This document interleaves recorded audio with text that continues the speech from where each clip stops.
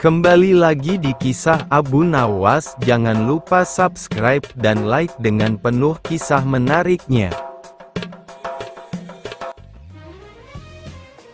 Membuat manusia bertelur. Sudah bertahun-tahun Baginda Raja Harun al-Rasyid ingin mengalahkan Abu Nawas. Namun perangkap-perangkap yang selama ini dibuat, semua bisa diatasi dengan cara-cara yang cemerlang oleh Abu Nawas. Baginda Raja tidak putus asa. Masih ada puluhan jaring muslihat yang telah disiapkannya untuk menjerat dan menghukum Abu Nawas. Baginda Raja beserta para menterinya sering mengunjungi tempat pemandian air hangat yang hanya dikunjungi para pangeran, bangsawan dan orang-orang terkenal. Pada suatu sore yang cerah ketika Yang Mulia Raja sedang mandi di kolam, ia berkata kepada para menterinya, "Aku punya akal untuk menjebak Abu Nawas," kata Baginda Raja dengan wajah yang ceria. "Apakah itu wahai Paduka Yang Mulia?" tanya salah seorang menteri. "Kalian tak usah tahu dulu. Aku hanya ingin kalian datang lebih dini besok sore. Jangan lupa, datanglah besok sebelum Abu Nawas datang karena aku akan mengundangnya untuk mandi bersama-sama kita," kata Baginda Raja memberi pengarahan. Baginda Raja memang sengaja tidak menyebutkan tipuan apa yang akan digelar besok. Abu Nawas pun diundang untuk mandi bersama Baginda Raja dan para menteri di pemandian air hangat yang terkenal itu. Keesokan harinya, Baginda Raja dan para menteri sudah datang lebih dahulu. Baginda membawa 19 butir telur ayam. 18 butir dibagikan kepada para menterinya, dan 1 butir lagi untuk dirinya sendiri. Kemudian Baginda memberi pengarahan singkat tentang apa yang telah direncanakannya untuk menjebak Abu Nawas. Ketika Abu Nawas datang, Baginda Raja beserta para menteri sudah berendam di kolam. Abu Nawas pun lalu melepas pakaian dan langsung ikut berendam. Abu Nawas berharap-harap cemas. Kira-kira permainan apa lagi yang akan dihadapinya? Mungkin permainan kali ini lebih berat karena Baginda Raja tidak memberi waktu untuk berpikir. Tiba-tiba Baginda Raja membuyarkan lamunan Abu Nawas.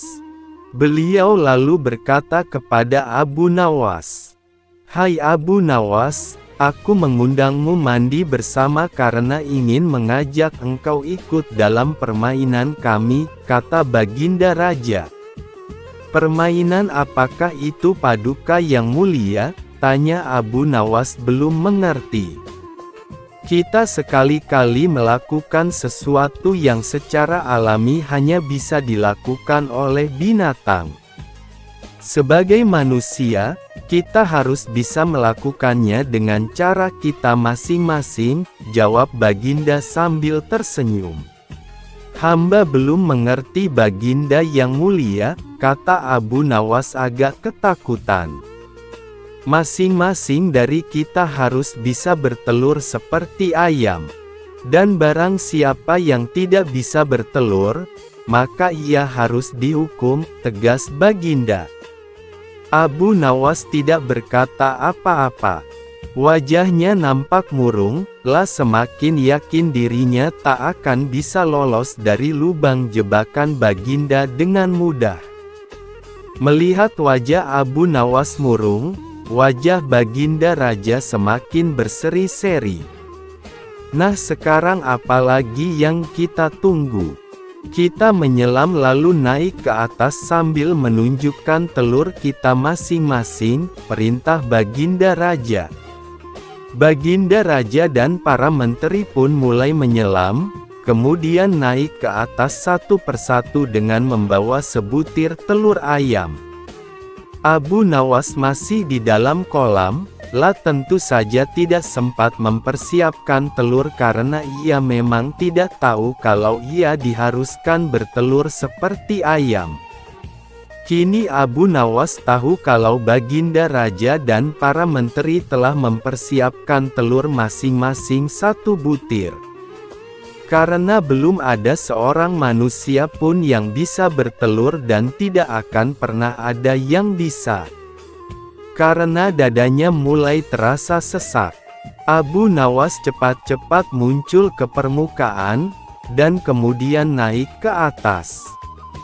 Baginda Raja langsung mendekati Abu Nawas. Abu Nawas nampak tenang, bahkan ia berlaku aneh. Tiba-tiba saja ia mengeluarkan suara seperti ayam jantan berkokok, keras sekali sehingga Baginda dan para menterinya merasa kaget dan heran. "Ampun tuanku yang mulia, hamba tidak bisa bertelur seperti Baginda dan para menteri," kata Abu Nawas sambil membungkuk hormat. "Kalau begitu engkau harus dihukum," kata Baginda Raja bangga. "Tunggu dulu wahai tuanku yang mulia," kata Abu Nawas memohon. "Apalagi wahai Abu Nawas?" tanya Baginda tidak sabar. "Paduka yang mulia, sebelumnya izinkan hamba membela diri. Sebenarnya kalau hamba mau bertelur, hamba tentu mampu. Tetapi hamba merasa menjadi ayam jantan maka hamba tidak bertelur. Hanya ayam betina saja yang bisa bertelur." "Kukuruyuk," kata Abu Nawas sambil membusungkan dada. Baginda Raja tidak bisa berkata apa-apa. Wajah Baginda dan para menteri yang semula ceria penuh kemenangan kini mendadak berubah menjadi merah padam karena malu. Sebab mereka dianggap ayam betina. Abu Nawas memang cerdik. Karena merasa malu, Baginda Raja Harun al-Rasyid dan para menteri pun segera berpakaian dan kembali ke istana tanpa mengucapkan sepatah kata pun. Memang Abu Nawas banyak akalnya dan telah diakui oleh para ilmuwan sebagai ahli mantik atau ilmu logika. Gampang saja baginya untuk membolak-balikkan dan mempermainkan kata-kata guna menjatuhkan mental lawan-lawannya. Sebuah tebakan jitu. Suatu hari, Baginda Raja Harun al-Rasyid terlihat murung. Semua menterinya tidak ada yang sanggup menemukan jawaban dari 2 pertanyaan Baginda. Bahkan para penasihat kerajaan pun merasa tidak mampu memberi penjelasan yang memuaskan Baginda. Padahal Baginda sendiri ingin mengetahui jawaban yang sebenarnya. Mungkin karena amat penasaran, para penasihat pun menyarankan agar Abu Nawas saja yang memecahkan 2 teka-teki yang membingungkan itu. Tidak begitu lama Abu Nawas pun dihadapkan. Baginda mengatakan bahwa akhir-akhir ini ia sulit tidur karena diganggu oleh keingintahuan menyingkap 2 rahasia alam. "Tuanku yang mulia, rahasia alam manakah yang tuanku maksud?" tanya Abu Nawas penasaran. "Aku memanggilmu untuk menemukan jawaban dari 2 teka-teki yang selama ini menggoda pikiranku," kata Baginda. "Dapatkah hamba memecahkan kedua teka-teki itu, tuanku?" tanya Abu Nawas yang mulai khawatir. "Pertama, di manakah sebenarnya batas alam semesta yang diciptakan oleh Tuhan kita?" tanya Baginda. "Di dalam pikiran wahai Paduka yang mulia," jawab Abu Nawas tanpa sedikit pun perasaan ragu. "Tuanku yang mulia, ketidakterbatasan itu muncul karena adanya keterbatasan, dan keterbatasan itu ditanamkan oleh Tuhan di dalam otak manusia. Maka dari itu manusia tidak akan pernah tahu di mana batas jagat raya ini. Sesuatu yang terbatas tentu tak akan mampu mengukur sesuatu yang tidak terbatas, lanjut Abu Nawas. Baginda mulai tersenyum karena merasa puas mendengar penjelasan Abu Nawas yang masuk akal. Kemudian Baginda melanjutkan teka-teki yang kedua. Wahai Abu Nawas, manakah yang lebih banyak jumlahnya? Bintang-bintang di langit ataukah ikan-ikan di laut? Tanya Baginda. Ikan-ikan di laut, jawab Abu Nawas dengan tangkas. Bagaimana kau bisa langsung memutuskan begitu? Apakah engkau pernah menghitung jumlah mereka? Tanya Baginda heran. Paduka yang mulia, bukankah kita semua tahu bahwa ikan-ikan itu setiap hari ditangkapi dalam jumlah besar? Namun walaupun begitu, jumlah mereka tetap banyak seolah-olah tidak pernah berkurang karena saking banyaknya. Sementara bintang-bintang itu tidak pernah rontok, jumlah mereka juga banyak, jawab Abu Nawas meyakinkan. Seketika itu rasa penasaran yang selama ini menghantui Baginda sirna tak berbekas. Baginda Raja Harun al-Rasyid pun memberi hadiah kepada Abu Nawas dan istrinya berupa uang yang cukup banyak. Mengambil mahkota dari surga. Tidak seperti biasa hari itu Baginda tiba-tiba ingin menyamar menjadi rakyat biasa.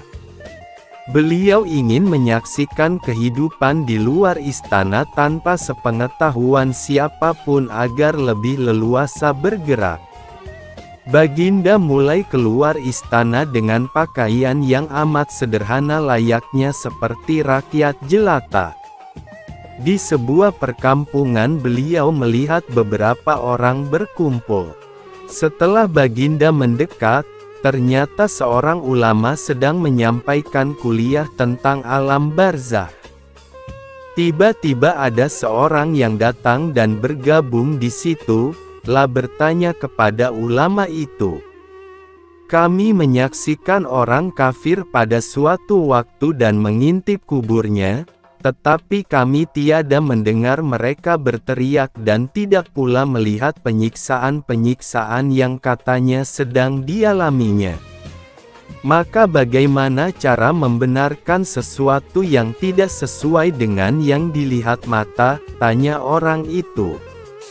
Ulama itu berpikir sejenak kemudian ia berkata, untuk mengetahui yang demikian itu harus dengan panca indera yang lain. Ingatkan kamu dengan orang yang sedang tidur. Dia kadangkala bermimpi dalam tidurnya digigit ular, diganggu dan sebagainya, juga merasa sakit dan takut ketika itu, bahkan memekik dan keringat bercucuran pada keningnya, merasakan hal semacam itu seperti ketika tidak tidur.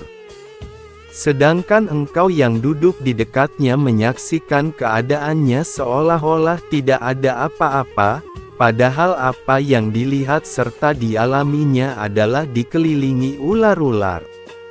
Maka jika masalah mimpi yang remeh saja sudah tidak mampu mata lahir melihatnya, mungkinkah engkau bisa melihat apa yang terjadi di alam barzakh? Jelas sang ularna. Baginda Raja terkesan dengan penjelasan ulama itu. Baginda masih ikut mendengarkan kuliah itu. Kini ulama itu melanjutkan kuliahnya tentang alam akhirat. Dikatakan bahwa di surga tersedia hal-hal yang amat disukai nafsu, termasuk benda-benda. Salah satu benda itu adalah mahkota yang amat luar biasa indahnya.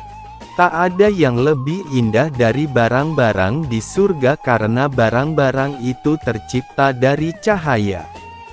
Saking indahnya, sebuah mahkota di surga jauh lebih bagus daripada dunia beserta isinya. Baginda pun makin terkesan. Beliau lalu pulang kembali ke istana karena sudah tidak sabar ingin menguji kemampuan Abu Nawas. Baginda pun memerintahkan menterinya untuk memanggil Abu Nawas ke hadapannya. Aku ingin engkau pergi ke surga sekarang juga dan membawakanku mahkota surgawi yang konon katanya tercipta dari cahaya itu. Bersediakah engkau, Abu Nawas? Tanya Baginda Raja. Sanggup Paduka yang mulia, jawab Abu Nawas langsung menyanggupi tugas yang mustahil dilaksanakan itu. Tetapi Baginda harus menyanggupi pula satu syarat yang akan hamba ajukan, lanjut Abu Nawas dengan percaya diri. Sebutkan syarat itu, tegas Baginda Raja. Hamba mohon Baginda menyediakan pintunya agar hamba bisa memasukinya, kata Abu Nawas. Pintu apa? Tanya Baginda belum mengerti. Pintu alam akhirat, jawab Abu Nawas. Apa itu? Tanya Baginda ingin tahu. Hari kiamat, wahai Baginda Raja yang mulia. Setiap alam memiliki pintu. Pintu menuju alam dunia adalah rahim ibu, pintu menuju alam barzah adalah kematian. Dan pintu menuju akhirat adalah hari kiamat, Abu Nawas menjelaskan kepada Baginda Raja. Surga itu ada di akhirat. Kalau Baginda masih menghendaki hamba mengambil mahkota dari surga, maka dunia ini harus kiamat dulu, lanjut Abu Nawas. Mendengar penjelasan Abu Nawas, Baginda Raja pun terdiam. Di sela-sela kebingungannya, Abu Nawas bertanya lagi kepada Baginda Raja. Masihkah Baginda menginginkan mahkota dari surga? Tanya Abu Nawas. Baginda Raja tidak menjawab, beliau hanya diam 1000 bahasa. Sejenak kemudian Abu Nawas pun mohon diri karena ia sudah tahu jawabannya.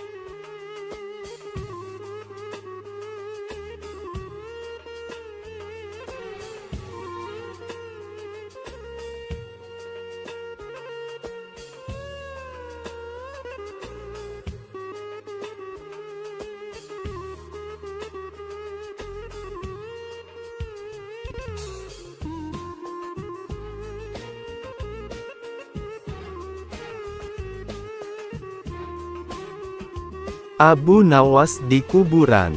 Suatu hari, "Hai Abu Nawas, kenapa sekarang kamu bertingkah seperti orang gila?" tanya Baginda Raja. Abu Nawas balik bertanya, "Aku atau Baginda yang gila?" Raja menjawab, "Tentu saja kamu yang gila, ngapain juga setiap hari duduk di kuburan?" Abu Nawas membalas, "Justru itulah aku yang waras dan Baginda yang gila." Baginda Raja pun heran dengan jawaban Abu Nawas. "Kenapa bisa begitu wahai Abu Nawas?" tanya Baginda Raja. "Ya, karena aku tahu bahwa istana dan kekuasaanmu suatu saat pasti akan musnah dan disitulah Baginda akan hidup abadi," jawab Abu Nawas sambil menunjuk ke sebuah kuburan.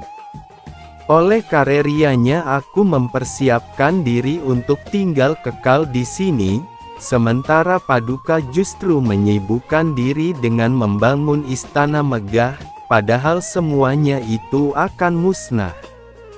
Paduka terlihat begitu membenci kuburan, padahal disitulah tempat peristirahatan terakhir Paduka, tutur Abu Nawas melanjutkan.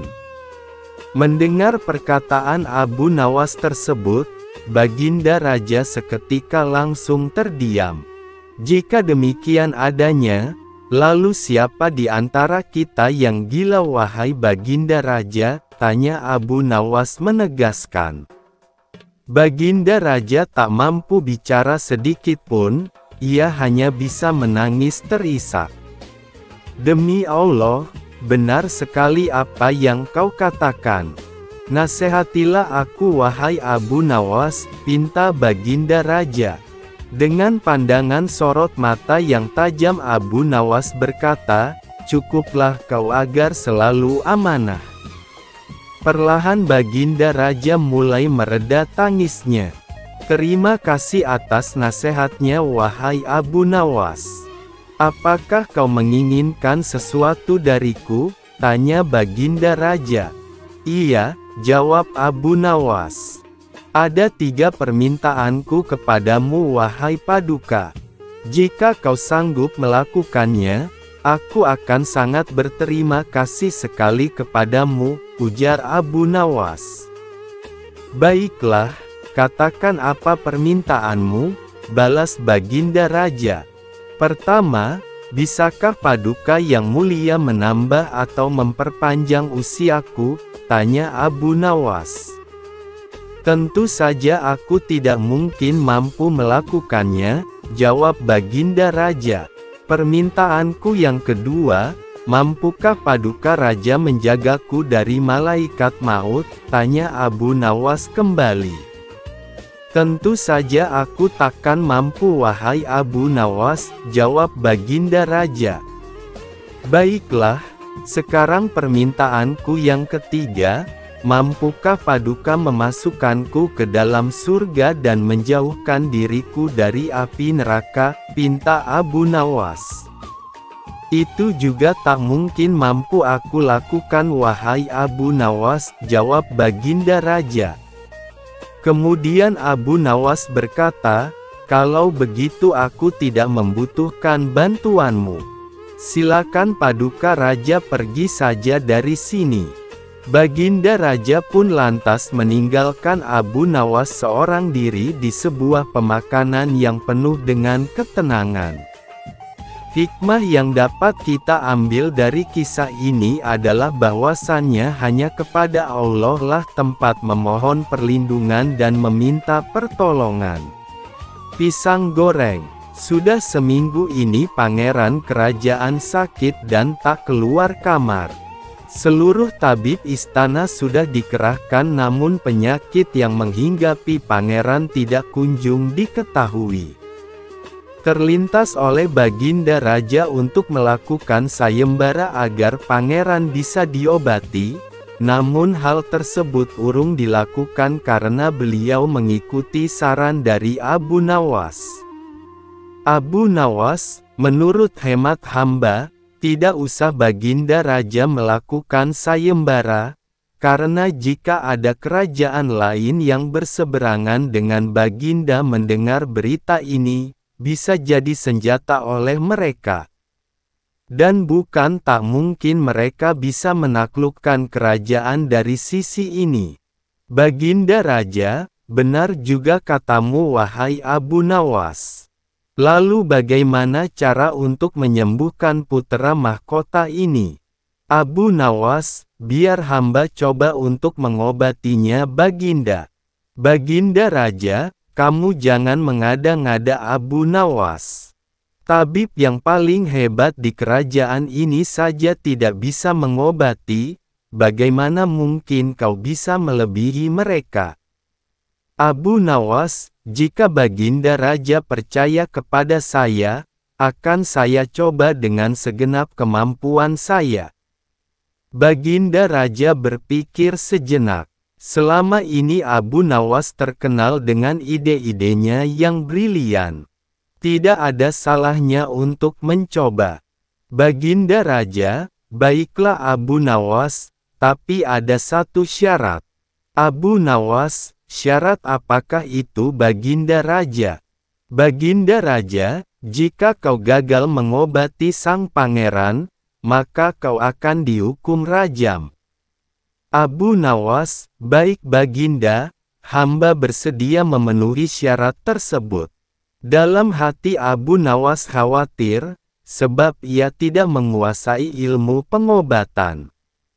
Namun dia memiliki keyakinan bahwa setiap penyakit pasti ada obatnya. Setelah mendapat izin dari Baginda Raja, maka Abu Nawas memasuki kamar pangeran. Sesaat kemudian Abu Nawas keluar dari kamar tersebut. Abu Nawas, hamba membutuhkan seorang penjual buah wahai Baginda Raja. Segera permintaan Abu Nawas dikabulkan. Tak menunggu lama sang penjual buah sudah berada di istana kerajaan. Berdua dengan penjual buah, Abu Nawas kembali masuk ke kamar pangeran. Abu Nawas, wahai bapak penjual buah, tolong sebutkan nama buah-buahan yang paling laku kau jual. Ketika penjual buah itu menyebutkan nama buah-buahan satu persatu, Abu Nawas menempelkan telinganya di dada sang pangeran. Saat disebut nama buah pisang, degup jantung pangeran mendadak menjadi kencang. Abu Nawas, tolong ulangi lagi Pak. Sama seperti tadi, saat diucapkan, pisang, degup jantung sang pangeran menjadi kencang. Baginda Raja, ada apa ini Abu Nawas? Kamu jangan main-main ya. Abu Nawas, hamba sudah tahu penyebab sakit putra mahkota ini wahai Baginda Raja. Baginda Raja, cepat sebutkan Abu Nawas agar bisa dicari obat secepatnya. Abu Nawas, nama penyakitnya adalah PLU. Baginda Raja, apa itu PLU? Abu Nawas, nanti hamba jelaskan, dan yang pasti obatnya adalah guru matematika wahai Baginda. Baginda Raja, apa? Guru matematika. Abu Nawas, Baginda sudah tidak percaya dengan hamba lagi. Tak ada kata-kata yang keluar dari mulut Baginda Raja selain memberikan isyarat kepada pesuruh istana untuk segera mendatangkan guru matematika. Setelah guru matematika hadir, Abu Nawas membisikkan sesuatu dan guru itu mengangguk-angguk. Guru matematika, wahai pangeran, tolong perhatikan baik-baik ya. Pangeran hanya mengangguk pelan. Guru matematika, kalau bilangan mempunyai 3 angka 0 itu disebut 1000, 6 0 disebut 1.000.000, dan 9 0 disebut 1.000.000.000. Pangeran, astaga, jadi selama ini saya salah hitung. Pantas saja setiap saya menghitung tidak cocok dengan uang yang ada. Mendadak wajah pangeran menjadi segar kembali. Baginda Raja, ada apa ini Abu Nawas? Abu Nawas, PLU adalah penyakit lupa uang. Baginda Raja, jangan bertele-tele Abu Nawas. Abu Nawas, beberapa waktu lalu saya mendapat kabar bahwa pangeran mendirikan kedai pisang goreng, dan cabangnya sudah banyak di seluruh negeri ini. Kabar terakhir yang saya dengar sudah ada 8 cabang. Nah, ketika ada yang bertanya kenapa pangeran menjual pisang goreng, pangeran memberikan alasan bahwa untungnya sangat besar. Dia bisa beruntung banyak sekali. Kata beliau, jika dihitung untungnya 6 digit miliaran. Nah, beliau sepertinya keliru menafsirkan jumlah 0 pada uangnya itu Baginda. Baginda Raja, waduh. Baginda Raja menepuk keningnya sambil memberikan isyarat agar semua keluar dari ruangan. Mukanya merah menanggung malu, ingin seperti Umar bin Khattab. Mendadak Baginda Raja memanggil pesuruhnya untuk memanggil Abu Nawas ke istana. Abu Nawas, apa gerangan yang terjadi sehingga Baginda tiba-tiba memanggil hamba? Baginda Raja, saya akan berkunjung mengelilingi pelosok-pelosok negeri ini Abu Nawas. Dan diriku membutuhkan engkau untuk menemani selama perjalanan tersebut. Abu Nawas, baiklah Baginda, hamba tidak patut membantah titah Baginda Raja. Maka berangkatlah Baginda Raja hanya berdua saja dengan Abu Nawas mengelilingi seluruh negeri yang masih menjadi daerah kekuasaan kerajaan beliau. Abu Nawas, kenapa Baginda tidak membawa pengawal istana beserta menteri-menteri? Baginda Raja, engkau lihat saja nanti. Dengan perasaan was-was Abu Nawas tetap mengikuti perintah raja. Setelah sekian lama berkeliling negeri, di suatu desa terdengar suara anak kecil menangis. Baginda Raja, wahai Abu Nawas, engkau dengar itu ada suara anak kecil menangis. Ayo kita ke sana. Abu Nawas, baik Baginda. Dengan tergopoh-gopoh Abu Nawas mengikuti langkah Baginda Raja. Setelah mengetok pintu rumah, keluarlah ibu muda dengan air mata berlinang. Baginda Raja, kenapa anakmu menangis wahai ibu? Ibu muda, siapakah engkau berani-beraninya bertanya seperti itu? Baginda Raja, kami musyafir yang kebetulan lewat. Ibu muda, kami sudah 3 hari tidak makan. Anak-anakku kelaparan dan tidak ada makanan yang bisa kumasak. Itu apa yang kau rebus di dapur wahai ibu muda? Tiba-tiba Abu Nawas menimpali pembicaraan mereka. Ibu muda, aku merebus batu untuk mengelabui anak-anakku. Abu Nawas, sungguh teganya dirimu mengelabui anak-anakmu yang kelaparan. Ibu muda, sudah tak ada lagi yang bisa kuperbuat. Sebelumnya aku masih bisa berhutang ke tetangga. Tapi sekarang mereka tidak mau lagi meminjamiku uang. Seminggu yang lalu listrik kami sudah diputus karena saya menunggak membayarnya. Harga listrik melambung 3 kali lipat, ini sama dengan mencekik leher kami pelan-pelan. Tanpa dikomando lagi, meluncur semua kegundahan yang ada di kepala ibu muda ini. Baginda Raja merasa kena tampar mendengar keluhan tersebut. Baginda Raja, baiklah kalau begitu, kami pamit dulu sebentar nanti kembali lagi. Ibu muda, kalau sempat tuan-tuan bertemu Baginda Raja tolong sampaikan ini semua. Tidak pantas dia memimpin kerajaan ini. Sebaiknya ganti saja raja di kerajaan ini.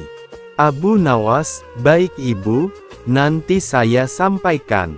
Bergegas Baginda Raja menarik kerah baju Abu Nawas meninggalkan rumah ibu muda itu. Baginda Raja, kita harus ambil beras di gudang secepat mungkin Abu Nawas. Abu Nawas, di gudang mana wahai Baginda? Baginda Raja, di gudang kerajaan. emang ada gudang yang lain?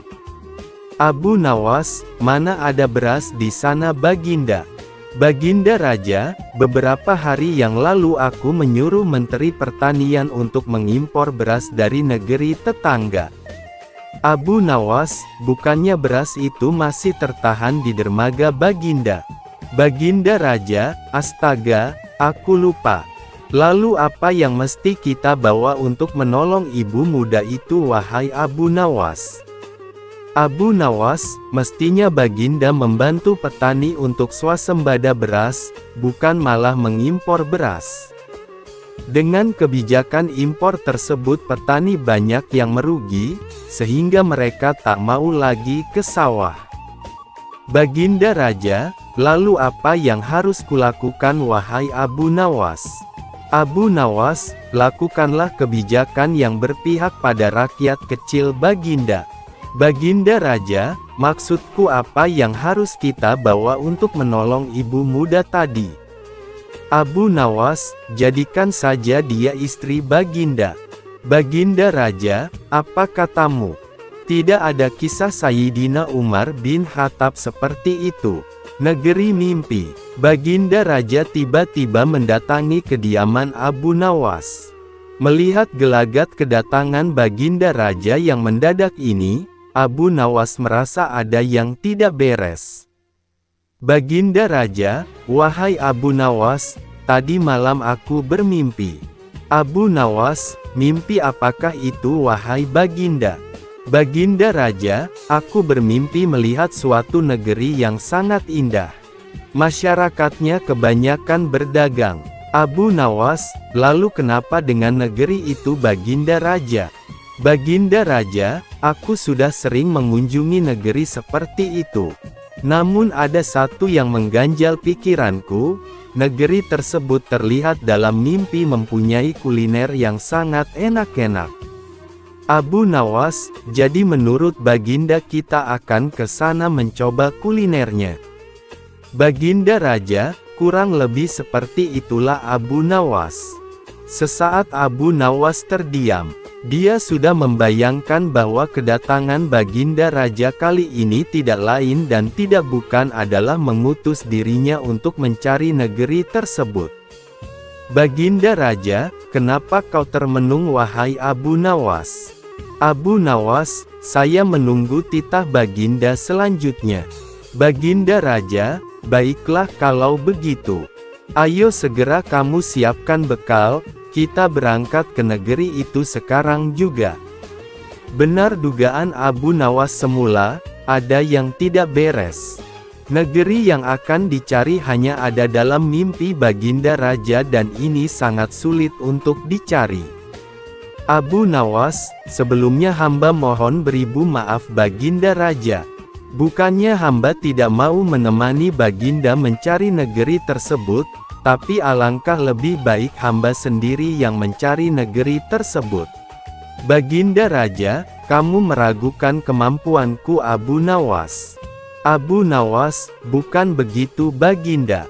Maksud hamba adalah hamba cari negeri itu seorang diri terlebih dahulu, setelah hamba temukan barulah Baginda hamba bawa ke sana. Sebab menurut hamba, mencari negeri yang belum pernah kita tempuh akan banyak menemui rintangan, sementara Baginda Raja adalah simbol kerajaan. Jika terjadi sesuatu dan lain hal itu sama saja dengan meruntuhkan kerajaan Baginda. Sesaat Baginda Raja mencerna ucapan Abu Nawas. Baginda Raja, baiklah Abu Nawas. Aku beri kau waktu 3 hari untuk menemukan negeri tersebut. Kalau tidak bisa kau temukan, tanggung akibatnya. Abu Nawas, baik Baginda. Hamba mohon diri. Abu Nawas segera berangkat. Dia tidak tahu harus kemana. Resiko yang dihadapi sangat berat. Tapi bukan Abu Nawas namanya kalau tidak punya 1000 akal. Setelah 3 hari berlalu Abu Nawas mendatangi kembali istana kerajaan. Baginda Raja, bagaimana pencarianmu wahai Abu Nawas? Abu Nawas, sudah saya temukan negeri tersebut Baginda Raja. Baginda Raja, di manakah letak negeri itu? Abu Nawas, negeri itu memang jauh dari sini, butuh waktu seharian penuh berkuda untuk menemukan pinggirannya. Itu baru pinggirannya. Baginda Raja, maksudmu apa ini Abu Nawas? Abu Nawas, negeri tersebut amat luas dan saya baru sampai di pinggirannya saja. Dan benar kata Baginda, tempo hari memang kulinernya sangat enak-enak. Baginda Raja, sudah kau cicipi kulinernya? Abu Nawas, sudah Baginda. Ada satu macam yang menurut saya sangat enak, yakni salalawak. Semakin penasaran Baginda Raja mendengar penjelasan Abu Nawas ini. Baginda Raja, apa nama negeri itu wahai Abu Nawas? Abu Nawas, Pariaman, Baginda. Baginda Raja, ayo sekarang kita ke sana. Maka berangkatlah rombongan kerajaan menuju negeri yang telah diceritakan oleh Abu Nawas. Setelah seharian penuh berkuda, Abu Nawas memberi isyarat untuk berhenti di suatu tempat, tepatnya di pinggir pantai. Baginda Raja, mengapa kita berhenti di sini Abu Nawas? Abu Nawas, Baginda lihat saja nanti. Selang tak berapa lama datanglah segerombolan pedagang membawa dagangannya. Pedagang, ini salah pesanan tuan tempo hari. Tiba-tiba pedagang itu menyodorkan salalawak yang masih hangat. Abu Nawas, inilah makanan khas dari Pariaman yang terkenal enak itu Baginda. Baginda Raja, bagaimana tahu kau negeri ini bernama Pariaman? Abu Nawas, seingatku ini masih wilayah kerajaanku. Abu Nawas, coba kita tanya pedagang ini. Bapak berasal dari mana? Abu Nawas, coba kita tanya pedagang ini. Bapak berasal dari mana? Pedagang, Pariaman, Tuan. Baginda Raja, di mimpiku tak ada nama Pariaman Abu Nawas. Kau jangan macam-macam ya, Baginda Raja mulai emosi. Abu Nawas, Pariaman ini negerinya sama dengan yang di mimpi Baginda. Negerinya begitu indah dan penduduknya banyak yang berdagang. Lalu yang terpenting, di negeri ini kulinernya sangat enak-enak. Sebelum Baginda Raja memuncak emosinya, Abu Nawas menyodorkan salalawak terlebih dahulu, dan Baginda pun mencicipinya. Abu Nawas, bagaimana rasanya Baginda? Baginda Raja, betul katamu, sangat enak. Tapi pertanyaanku tadi belum kau jawab Abu Nawas. Negeri ini masih wilayah kekuasaanku. Abu Nawas, coba Baginda Raja cicipi air laut di depan kita ini, bagaimana rasanya? Baginda Raja menuruti saran Abu Nawas. Baginda Raja, asin rasanya. Abu Nawas, nah, berarti negeri ini Pariaman Baginda Raja. Baginda Raja kebingungan mendengar penjelasan Abu Nawas tersebut. Pedagang, Pariaman itu air lautnya asin wahai Baginda Raja. Abu Nawas, Baginda dengar sendiri kan dari pedagang tersebut. Berarti kita sudah sampai di Pariaman sekarang. Baginda Raja, jadi, Abu Nawas, ya, benar Baginda. Pariaman ini luas, dan selagi masih asin air lautnya itu masih Pariaman. Sejak saat itu Pariaman terkenal dengan istilah negeri yang luas, dan menurut bahasa di sana disebut Piaman Lawe. Ayam panggang petaka. Suatu hari, Baginda Raja Harun al-Rasyid sedang berpikir keras di atas singgasananya, sedang memikirkan cara untuk menjebak Abu Nawas dalam sebuah kesalahan sehingga ia dapat memberi hukuman pada Abu Nawas. Rencana ini dilakukan bukan tanpa alasan, karena sudah beberapa kali Abu Nawas telah membuatnya malu di depan para pejabat kerajaan. Berlatar belakang dendam inilah akhirnya raja hendak membuat jebakan terhadap Abu Nawas dan berharap Abu Nawas gagal menghadapi jebakan tersebut. Ketika cara sudah ditemukan, segala sesuatu pun mulai dipersiapkan. Abu Nawas lalu diundang dalam sebuah jamuan makan bersama para petinggi negeri. Ketika semua tamu undangan sudah hadir termasuk sang target si Abu Nawas, Baginda pun mulai berkata, "Wahai Abu Nawas, di depan mejaku itu ada sepanggang daging ayam yang lezat dan enak untuk dilahap. Tolong segera ambilkan," perintah Baginda. Abu Nawas keheranan dengan perintah Baginda itu, karena tidak biasanya ia disuruh mengambilkan makanan raja. "Mungkin ini jebakan, sepertinya aku harus waspada," pikir Abu Nawas. Pun menuruti perintah Baginda. Setelah mengambil ayam panggang tersebut, Abu Nawas kemudian bermaksud memberikannya langsung kepada Baginda sesuai perintah. Namun Baginda belum langsung menerimanya, akan tetapi ia kembali berkata, "Abu Nawas, di tangan kamu ada sepotong ayam panggang lezat, silahkan dinikmati." Segera Abu Nawas melaksanakan perintah Baginda. Akan tetapi begitu ia hendak menyantap ayam panggang tersebut, tiba-tiba Baginda kembali menyela. "Tapi ingat Abu Nawas, dengarkan dulu petunjuknya. Jika kamu memotong paha ayam itu, maka aku akan memotong pahamu. Dan jika kamu memotong dada ayam itu, maka aku juga akan memotong dadamu. Tidak hanya itu saja, jika kamu memotong dan memakan kepala ayam itu, maka aku akan memotong kepalamu. Akan tetapi kalau kamu hanya mendiamkan saja ayam panggang itu, akibatnya kamu akan aku gantung." Ternyata dugaan Abu Nawas benar, Baginda ingin menjebaknya. Abu Nawas merasa bingung dengan petunjuk yang dititahkan Baginda itu. Dalam kebingungannya, ia semakin tersiksa karena ayam panggang lezat yang harusnya bisa memuaskan rasa laparnya sejak sampai di istana, malah menjadi petaka baginya. Abu Nawas pun mulai memutar otak cerdasnya untuk menemukan ide meski sedang di bawah tekanan.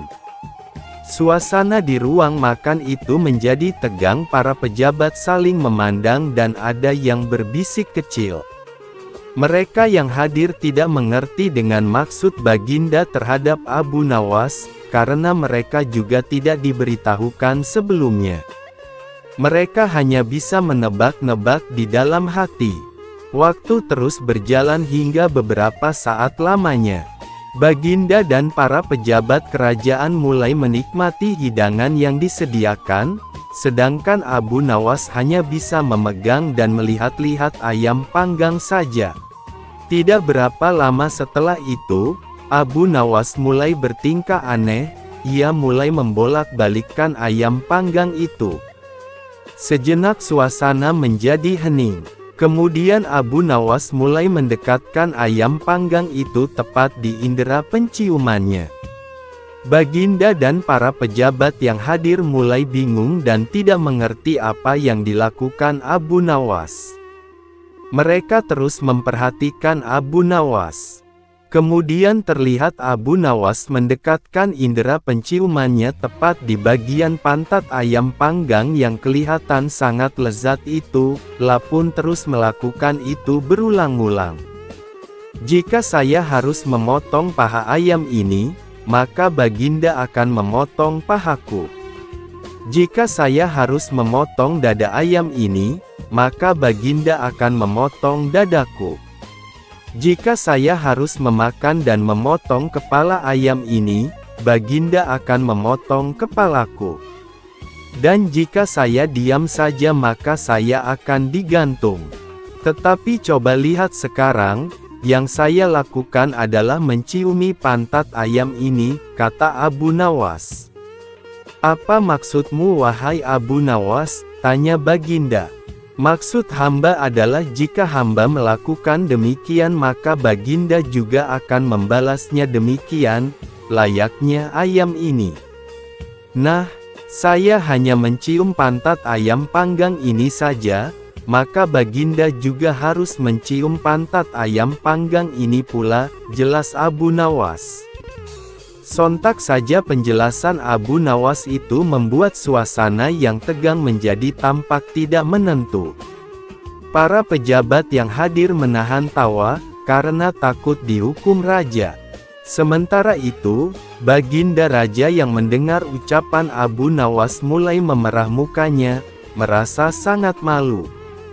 Baginda pun cepat-cepat berencana merubah keadaan yang sangat memalukannya itu, pun segera memerintahkan Abu Nawas untuk pulang dan membawa serta ayam panggang dan beberapa makanan lain, karena ia belum sempat makan.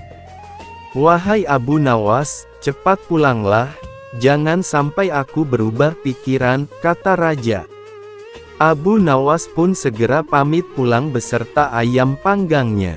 Setibanya di rumah, ia mengundang beberapa tetangganya untuk makan bersama menikmati ayam panggang yang tadi hampir saja menjadi petaka baginya.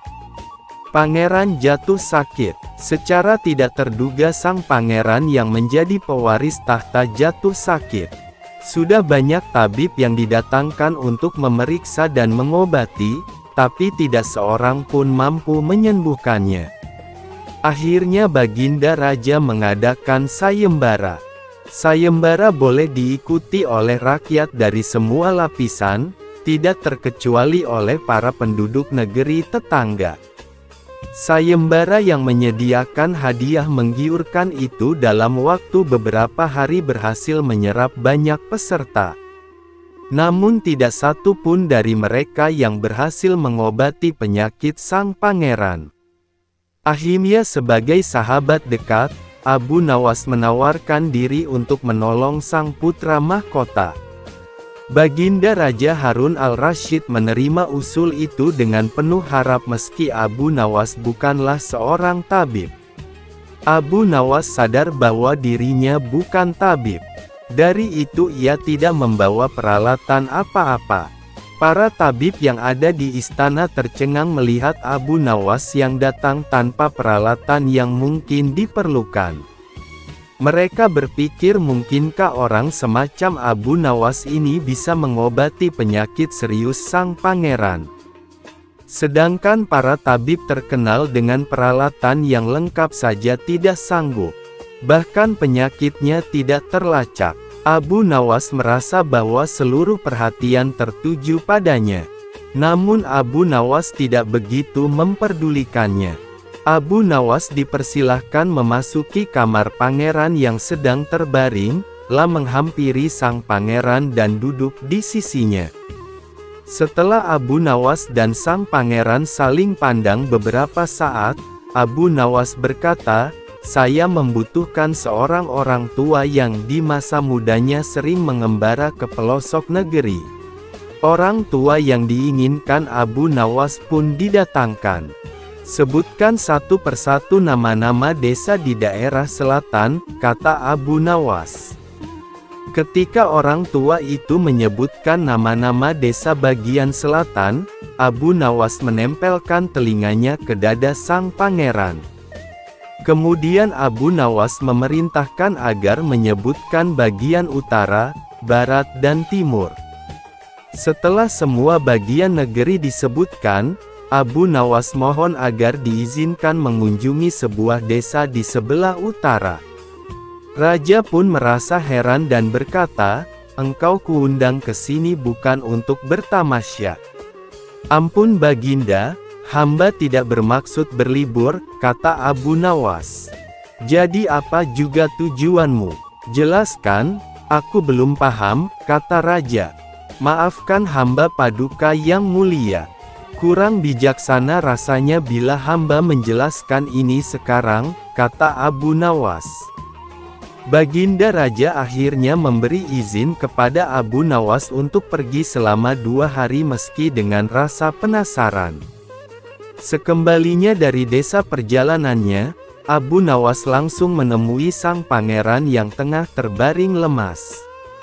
Abu Nawas lalu membisikkan sesuatu pada telinga sang pangeran, dan kemudian menempelkan telinganya ke dada sang pangeran.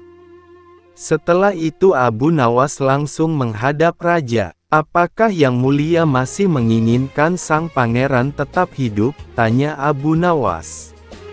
"Apa maksud perkataanmu itu, Abu Nawas?" tanya raja dengan kaget. Sang pangeran sedang jatuh cinta pada seorang gadis desa di sebelah utara negeri ini, kata Abu Nawas menjelaskan. "Bagaimana kau tahu itu?" tanya Baginda.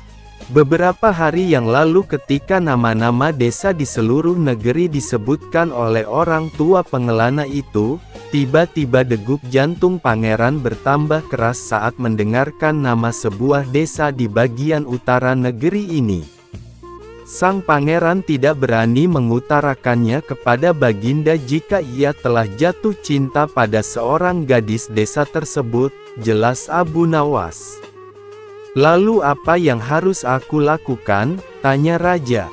"Cara satu-satunya adalah dengan mengawinkan pangeran dengan gadis desa itu," jawab Abu Nawas. "Bagaimana jika tidak?" tanya raja ragu-ragu. "Cinta itu buta tuanku. Bila kita tidak berusaha mengobati kebutaannya, maka ia akan segera mati," jawab Abu Nawas meyakinkan. Baginda pun tidak bisa menolak saran Abu Nawas. Sang pangeran adalah pewaris tahta kerajaan. Abu Nawas benar. Begitu mendengar persetujuan sang Baginda Raja, sang pangeran berangsur-angsur pulih. Sebagai tanda terima kasih Baginda Raja, Abu Nawas diberi hadiah atas bantuannya itu. Memfitnah raja. Suatu hari Raja Harun al-Rasyid marah besar pada kawan karibnya yang setia, yaitu Abu Nawas, ingin menghukum mati Abu Nawas setelah menerima laporan bahwa Abu Nawas mengeluarkan fatwa tidak mau ruku dan sujud dalam salat. Terlebih lagi, Raja mendengar Abu Nawas mengatakan bahwa dirinya suka fitnah. Menurut pembantu-pembantunya, Abu Nawas layak dipancung karena melanggar syariat Islam dan menyebar fitnah. Raja Harun al-Rasyid mulai terpancing. Tapi untung ada seorang pembantunya yang memberi saran, hendaknya raja melakukan tabayun atau melakukan konfirmasi. Abu Nawas pun diseret menghadap raja. "Hal Abu Nawas, benar kamu tidak mau ruku dan sujud dalam salat?" tanya raja. Abu Nawas menjawab dengan tenang, "Benar, saudaraku." Raja kembali bertanya dengan nada suara tinggi, "Benar kamu berkata kepada masyarakat bahwa aku adalah seorang raja yang suka fitnah?" Abu Nawas menjawab, "Benar, saudaraku." Raja berteriak dengan suara menggelegar, "Kamu memang pantas dihukum mati, karena melanggar syariat Islam dan menebarkan fitnah tentang raja." Abu Nawas tersenyum seraya berkata, "Saudaraku, memang aku tidak menolak bahwa aku telah mengeluarkan dua pendapat tadi. Tapi sepertinya kabar yang sampai padamu tidak lengkap. Kata-kataku dipelintir, dijagal, seolah-olah aku berkata salah." Khalifah berkata dengan ketus, "Apa maksudmu? Jangan membela diri. Kau telah mengaku dan mengatakan kabar itu benar adanya." Abu Nawas beranjak dari duduknya dan menjelaskan dengan tenang, "Saudaraku, aku menang berkata ruku dan sujud tidak perlu dalam salat, tapi dalam salat apa? Waktu itu aku menjelaskan tata cara salat jenazah yang memang tidak perlu ruku dan sujud. Bagaimana soal aku yang suka fitnah?" tanya raja. Abu Nawas menjawab dengan senyum, "Kalau itu, aku sedang menjelaskan tafsir ayat 28 surat Al-Anfal, yang berbunyi, "Ketahuilah bahwa kekayaan dan anak-anakmu hanyalah ujian bagimu." Nah, sebagai seorang khalifah dan seorang ayah, Anda sangat menyukai kekayaan dan anak-anak, berarti Anda suka fitnah, ujian itu. Mendengar penjelasan Abu Nawas yang sekaligus kritikan, Raja Harun al-Rasyid pun tertunduk malu, menyesal dan sadar. Rupanya, kedekatan Abu Nawas dengan Raja Harun al-Rasyid menyulut iri dan dengki di antara pembantu-pembantunya. Abu Nawas memanggil raja dengan sebutan, "Ya akhi, saudaraku." Hubungan di antara mereka bukan antara tuan dan hamba. Pembantu-pembantu raja yang hasut ingin memisahkan hubungan akrab tersebut dengan memutarbalikkan berita. Ibu sejati. Kisah ini mirip dengan kejadian pada masa Nabi Sulaiman ketika masih muda. Entah sudah berapa hari kasus seorang bayi yang diakui oleh dua orang ibu yang sama-sama ingin memiliki anak, namun hakim rupanya mengalami kesulitan memutuskan dan menentukan perempuan mana sebenarnya yang menjadi ibu dari bayi itu. Karena kasus terus berlarut-larut, maka terpaksa hakim menghadap Baginda Raja untuk meminta bantuan. Baginda pun turun tangan, beliau memakai taktik rayuan. Baginda berpendapat, mungkin dengan cara-cara yang amat halus salah satu wanita itu ada yang mau mengalah.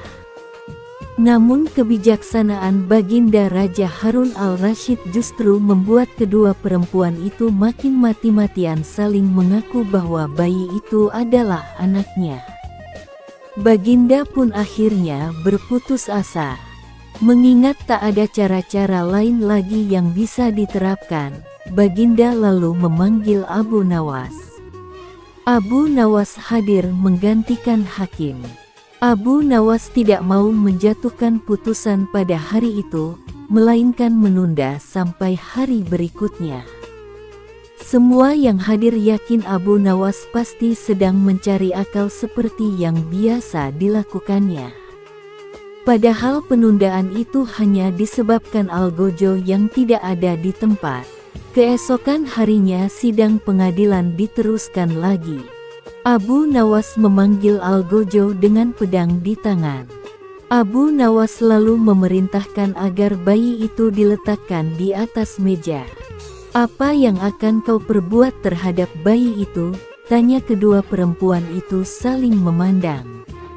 "Sebelum saya mengambil tindakan, apakah salah satu dari kalian bersedia mengalah dan menyerahkan bayi ini kepada yang memang berhak memilikinya?" tanya Abu Nawas.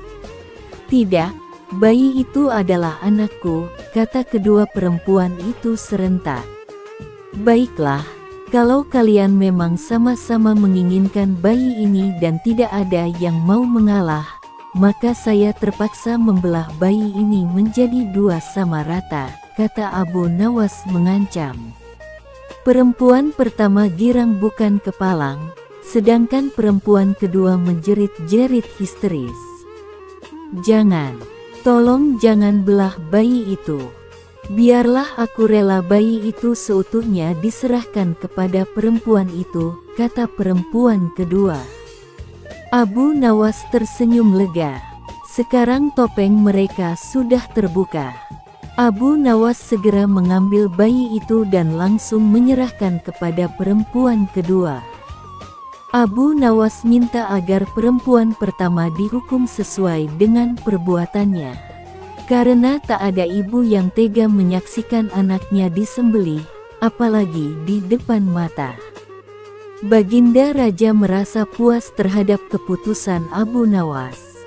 Dan sebagai rasa terima kasih, Baginda menawari Abu Nawas menjadi penasehat hakim kerajaan.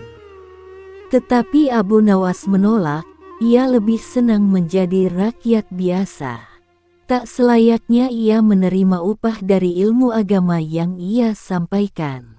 Abu Nawas pura-pura mati. Baginda Raja pulang ke istana dan langsung memerintahkan para prajuritnya menangkap Abu Nawas.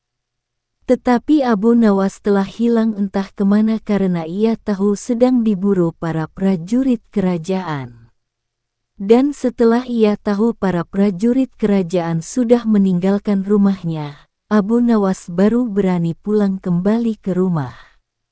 "Suamiku, para prajurit kerajaan tadi pagi mencarimu," kata istrinya. "Ya istriku, ini urusan gawat. Aku baru saja menjual Raja Harun al-Rashid menjadi budak," kata Abu Nawas. "Apa?" seru istrinya kaget. "Raja kujadikan budak," ulang Abu Nawas. "Kenapa kau lakukan itu suamiku?" tanya istrinya. "Supaya dia tahu di negerinya ada praktek jual beli budak. Dan jadi budak itu sengsara," lanjut Abu Nawas menjelaskan. "Sebenarnya maksudmu baik, tapi Baginda pasti marah. Buktinya para prajurit diperintahkan untuk menangkapmu," kata sang istri.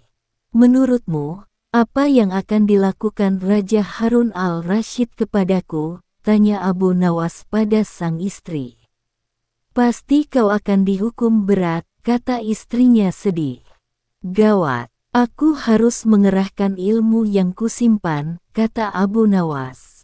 Abu Nawas lalu masuk ke dalam, ia mengambil air wudhu dan mendirikan salat 2 rakaat, lalu berpesan kepada istrinya apa yang harus dikatakan bila Baginda datang.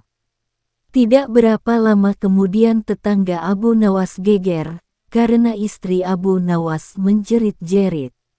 "Ada apa?" tanya tetangga Abu Nawas sambil tergopoh-gopoh. "Huhu, suamiku mati," seru istri Abu Nawas. "Hah, Abu Nawas mati?" kata para tetangga hampir bersamaan. "Lia," kata istri Abu Nawas. Kini kabar kematian Abu Nawas tersebar ke seluruh pelosok negeri. Baginda terkejut. Kemarahan dan kegeraman beliau agak susut mengingat Abu Nawas adalah orang yang paling pintar menyenangkan dan menghibur Baginda Raja.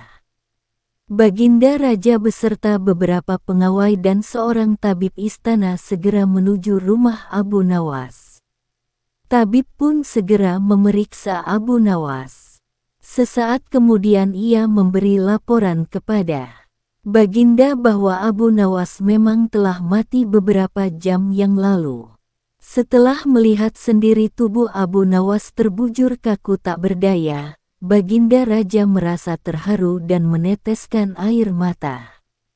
Beliau lalu bertanya kepada istri Abu Nawas. "Adakah pesan terakhir Abu Nawas untukku?" tanya Baginda. "Ada, Paduka yang mulia," kata istri Abu Nawas sambil menangis. "Katakanlah," kata Baginda Raja. "Suami hamba, Abu Nawas memohon, sudilah kiranya Baginda Raja mengampuni semua kesalahannya dunia dan akhirat di depan rakyat," kata istri Abu Nawas terbata-bata. "Baiklah kalau itu permintaan Abu Nawas," kata Baginda Raja menyanggupi. Jenazah Abu Nawas pun lalu diusung di atas keranda. Kemudian Baginda Raja mengumpulkan rakyatnya di tanah lapang. Beliau berkata di hadapan rakyat, "Wahai rakyatku, dengarkanlah bahwa hari ini aku Raja Harun al-Rashid telah memaafkan segala kesalahan Abu Nawas yang telah diperbuat terhadap diriku dari dunia hingga akhirat. Dan kalianlah sebagai saksinya," kata Baginda Raja. "Syukur," kata suara di dalam keranda.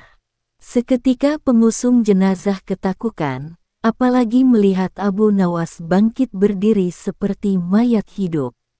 Seketika rakyat yang berkumpul lari tunggang langgang, bertubrukan dan banyak yang jatuh terkilir. Abu Nawas sendiri segera berjalan ke hadapan Baginda. "Hamba masih hidup tuanku. Hamba mengucapkan terima kasih yang tak terhingga atas pengampunan tuanku," kata Abu Nawas. "Kurang ajar. Ilmu apa yang kau pakai Abu Nawas?" tanya Baginda Raja. "Ilmu dari Mahaguru Sufi," Guru hamba yang sudah meninggal dunia, jawab Abu Nawas. Ajarkan ilmu itu kepadaku, pinta Baginda. Tidak mungkin Baginda, hanya guru hamba yang mampu melakukannya. Hamba tidak bisa mengajarkannya sendiri, jelas Abu Nawas. Dasar pelit, Baginda menggerutu kecewa.